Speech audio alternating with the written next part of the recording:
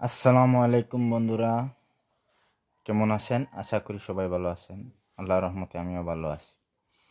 আজ আমি আলোচনা করব বাংলাদেশের অর্থনীতি একটি প্রশ্ন। উন্নত দেশ বলতে কি বুঝো? এই প্রশ্ন নিয়ে আলোচনা করব। আপনারা সবাই মনোযোগ দিয়ে ক্লাসটি করবেন। ভূমিকা: বর্তমান বিশ্ব রাজনৈতিক ও অর্থনৈতিকভাবে বিভিন্নভাবে বিভক্ত। বর্তমান বিশ্ব মূলত তিন ভাগে বিভক্ত, যথা উন্নত, অনুন্নত এবং উন্নয়নশীল দেশ। অর্থনৈতিকভাবে উন্নত দেশগুলোকে মূলত উন্নত দেশ বলা হয়। যে সকল দেশ অর্থনৈতিক ও রাজনৈতিকভাবে বর্তমান পৃথিবীতে কর্তৃত্ব করেছে তারাই মূলত উন্নত দেশ। উন্নত দেশের সংজ্ঞা সম্পর্কে বিভিন্ন প্রকার মতবাদ লক্ষ্য করা যায়। তবে সাধারণভাবে যেসব দেশ আধুনিক যন্ত্রপাতি ও উন্নত প্রযুক্তিবিদ্যার সফল প্রয়োগের মাধ্যমে দেশের যাবতীয় প্রাকৃতিক ও অর্থনৈতিক সম্পদ যথোপযুক্ত ব্যবহার করতে সক্ষম হয়েছে সেগুলোকে উন্নত দেশ বলে। উন্নত দেশের জাতীয় আয় ও মাথাপিছু আয় অনেক বেশি। উন্নত দেশে কৃষি ও শিল্প উৎপাদনের হার অনেক বেশি।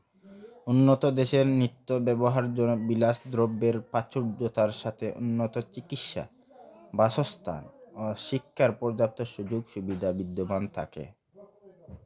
প্রিয় বন্ধুরা, যোগাযোগ ও পরিবহন ব্যবস্থায় অভূতপূর্ব উন্নতি ঘটে। উন্নত দেশের রাজনৈতিক ব্যবস্থা দ্রুত অর্থনৈতিক প্রবৃদ্ধির অনুকূলে থাকে।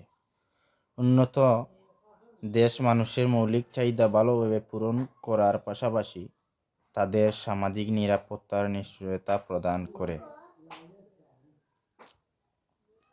অবসর ভাতা, পেনশন ভাতা, বেকার ভাতা ইত্যাদি প্রদানের মাধ্যমে সমাজে বসবাসরত প্রত্যেকটি মানুষের সামাজিক নিরাপত্তার দায়িত্ব থাকে রাষ্ট্রের উপর।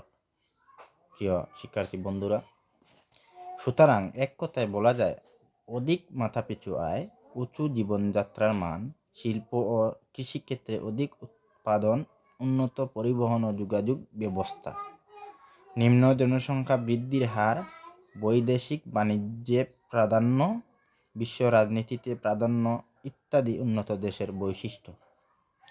মার্কিন যুক্তরাষ্ট্র, কানাডা, জাপান, জার্মান, সুইজারল্যান্ড, যুক্তরাজ্য, France, Italy, Sweden, Denmark, Belgium, Luxembourg, Australia প্রভৃতি দেশকে উন্নত দেশ বলা হয়।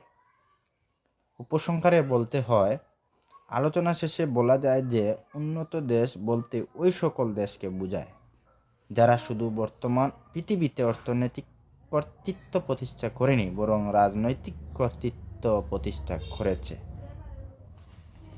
সবাইকে ধন্যবাদ। আজকের মতো এখানেই ক্লাস সমাপ্ত। আগামী ক্লাসে আবার দেখা হবে। সবাই মনোযোগ দিয়ে ক্লাসটি করবেন এবং আমার এই ভিডিওটি